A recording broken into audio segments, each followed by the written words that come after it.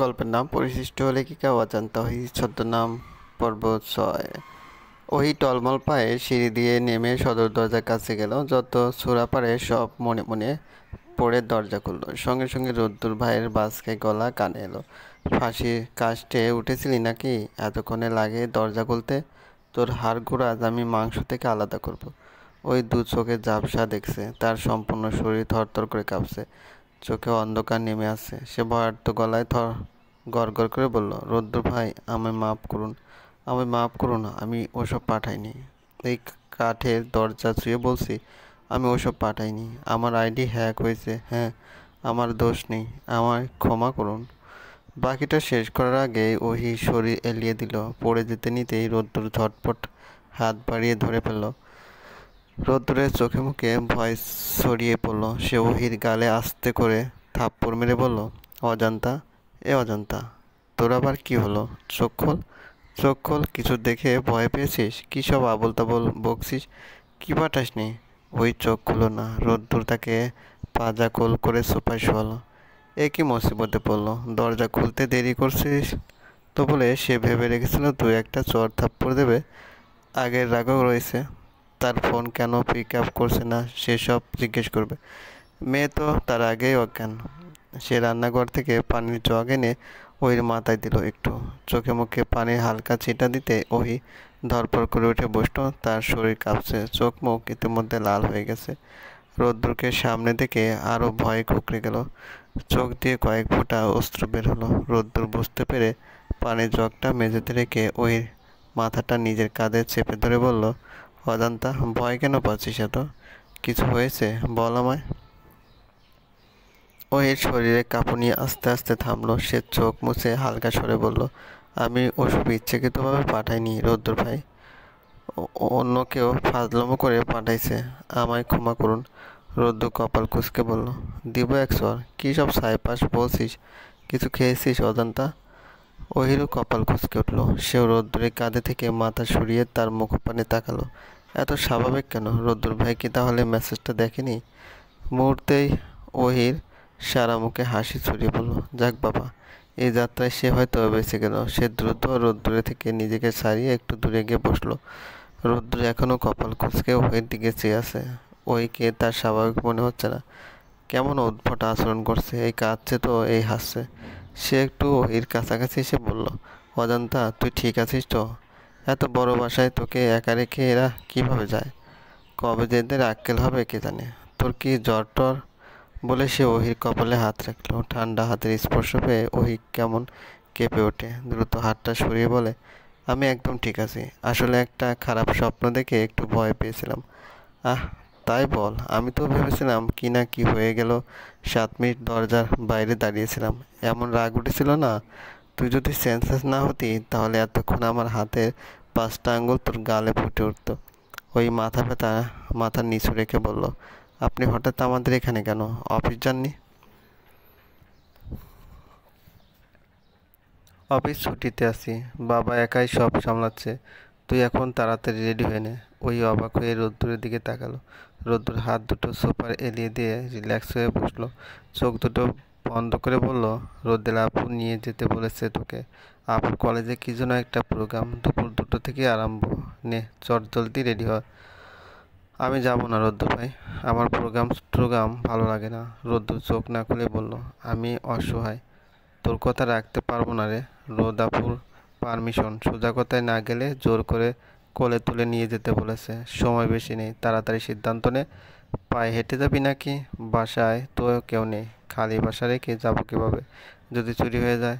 হবে না, খালুর সাথে কথা হয়েছে, দুপুরে কলেজ ছুটি হয়ে যাবে। আর একটাও কথা না, 10 মিনিট সময় দিলাম, রেডি হয়ে নে। আমি এই 10 মিনিট একটু ঘুমাবো।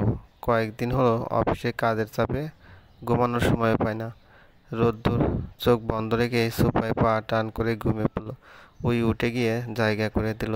আরও কয়েক সেকেন্ড রোদ্দুরের মুখের দিকে চেয়ে উপরে উঠে গেল। কিছুক্ষণ পর ব্যাগ কাঁধে নিচে নামলো। হিজাবের শেষ পিনটা গেঁথে বলল, রোদ্দুর ভাই উঠুন, আমি রেডি। রোদ্দুর উত্তর দিল না। সে এখন গভীর ঘুমে। ক্ষণে ক্ষণে ভারী নিঃশ্বাসের শব্দ আসছে শুধু। ওই কাঁধের ব্যাগটা অন্য সোফায় রেখে গভীর মনোযোগে রোদ্দুরের দিকে তাকালো। কতগুলো দিন পর এত কাছে থেকে দেখছে। সে বিড়বিড় করে বলল, গাছে গাছে পাখিরা গাইছে কুজন, চলো আরো একবার প্রেমে পড়ি দুজন। ও প্রেম কেটে গিয়ে ফুটুক প্রভাত, চলো আরো একবার হাতে রাখি হাত অজন্তা। হঠাৎ মনে পড়তে ওই রোদ্দুরের আশেপাশে ফোনটা খুললো, কিন্তু কোথাও চোখ পড়লো না। বুক পকেটে নেই, প্যান্টের পকেটেও উঁচু নয়। তাহলে বাসায় রেখে এসেছে হয়তো। ওই স্বস্তি নিঃশ্বাস ফেলে রোদ্দুরের দিকে তাকালো। রোদ্দুর ভাইয়ের সমস্ত শরীর ক্লান্তি ভর করেছে, মুখটা আগের থেকে শুকিয়ে গেছে, চোখের নিচে কালো দাগ বসেছে। রোদ্দুর ভাই কি এখনো বৃষ্টি আপুর কথা ভেবে রাত জাগে? ওই বুক কাঁপে, বারবার মনে হয় মানুষটাকে শক্ত করে জড়িয়ে যদি তার সব দুঃখ নিজের করে নিতে পারতো। সে পণ করে একবার মানুষটাকে কাছে পাওয়ার পর আর দূরে যেতে দেবে না। একটানা 7 দিন সব বাদ দিয়ে তাকে জড়িয়ে ধরে থাকবে। তার বুক থেকে মাথা উঠাবে না, কোনো কষ্টকে ছুঁতে দেবে না, সব সময় ভালোবাসায় ডুবিয়ে রাখবে, সব সময় নিজের সাথে বেঁধে রাখবে। হাত ঘড়ির দিকে তাকিয়ে ওহি দুটো বাঁচতে মোটামুটি অনেক সময় বাকি। মানুষটা আর একটু ঘুমাক। সে রোদ্দুরে থেকে কয়েক হাত দূরে বসে তার মুখের দিকে অপলকভাবে চেয়ে থাকে। গুনগুন করে গেয়ে ওঠে, অন্ধ হয়ে তোমায় আমি বেসেছি যে ভালো, নাইবা থাকুক তো চোখ আমার, নাইবা থাকুক আলো। রোদেলা আজ কালো রঙের সিল্কের শাড়ি পরেছে।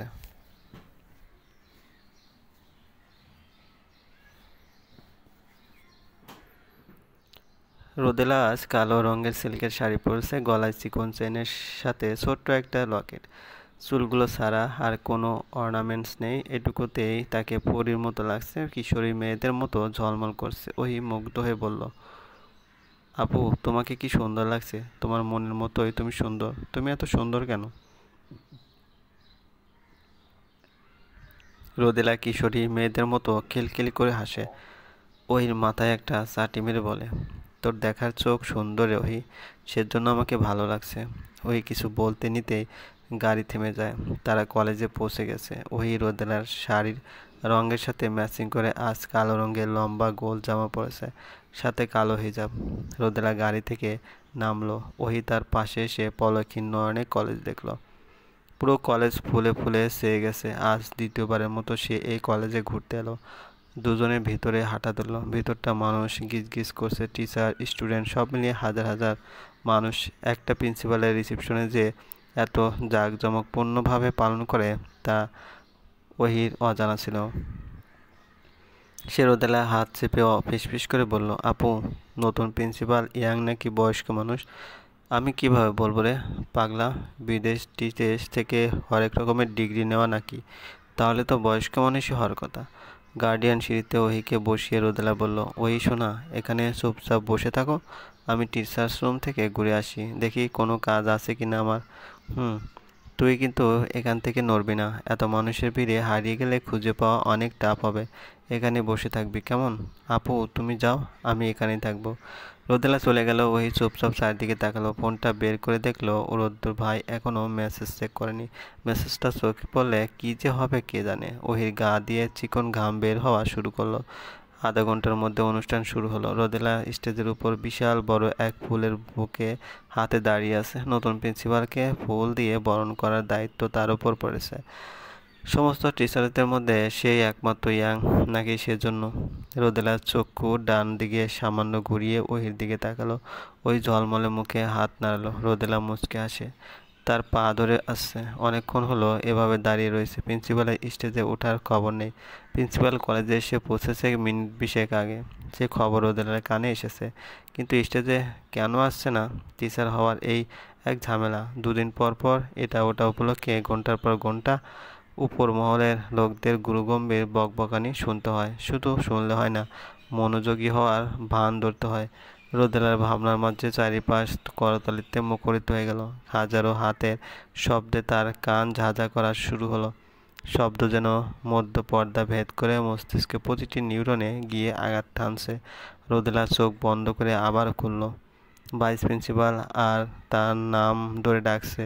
ক্রমাগত স্পিকারে বলে যাচ্ছে, অত্র কলেজের সম্মানিত নতুন principal Zulkarnain Sadit, BSc, MSc, Dhaka বিশ্ববিদ্যালয় পিএইচডি কানাডা। ওনাকে ফুল দিয়ে বরণ করে নিচ্ছে এই কলেজের ইংরেজির প্রফেসর মিস রোদেলা জান্নাত। স্পিকারে ঘোষিত নাম শুনে রোদেলার মাথা ঘুরছে। সে অগোছালো ভাবে হেঁটে সামনে এগিয়ে গেল। চারিদিক থেকে করতালির আওয়াজ ছাপিয়ে একগুচ্ছ ক্যামেরার ফ্ল্যাশ চলে উঠল। কেউ একজন তার হাতে রাখা বুকেটের একপাশে ধরল। অনেক কষ্টে রোদেলা চোখ তুলে তাকালো। পুলের একপাশ ধরে রাখা স্যুট বুট পরিহিত হাস্যোজ্জ্বল চেহারা মানুষটিকে দেখে তার অন্তরাত্মা কেঁপে উঠল। মানুষটি হাসি মুখেই তার চোখের দিকে তাকালো। সেই চেনা চোখ, সেই পরিচিত হাসি, যে হাসিতে রোদেলা বহু বছর আগে ঘায়েল হয়েছে। রোদেলার দুনিয়া অন্ধকার হয়ে আসছে, গা গোলাচ্ছে, বমি বমি পাচ্ছে, নিঃশ্বাস নিতে কষ্ট হচ্ছে। টেনে টেনে 2-3 বার শ্বাস নিয়ে সামনে দাঁড়িয়ে থাকা নিষ্ঠুর মানুষটার উপর চোখ বন্ধ করে হেলে পড়ল। চলবে। গল্পটি ভালো লাগলে অবশ্যই লাইক করবেন, কমেন্ট করে জানিয়ে দিবেন।